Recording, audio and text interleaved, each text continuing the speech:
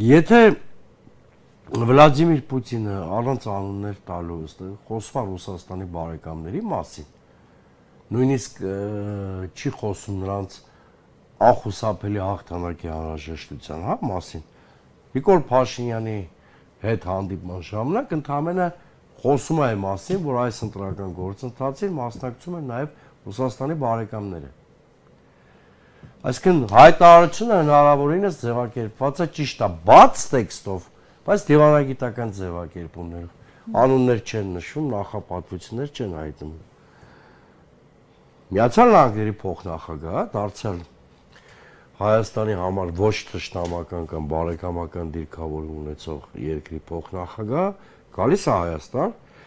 եւ ամբողջ այցը նրա ստվերվում է մի հատ սկանդալային հայտարարությամբ, դե ոչ դիվանագիտական բառամթերքով Վենսը ուղղակի աջակցություն է հայտնում Նիկոլ Փաշինյանին առաջիկա ընտրական գործընթացում, դա էլ կապելով խաղաղության գաղափարի կամ թրիպի հետ։ Հիմա որտեղից է միջամտության դոզան ավելի շատ, ակնհայտ է, չէ՞, կարծում եմ։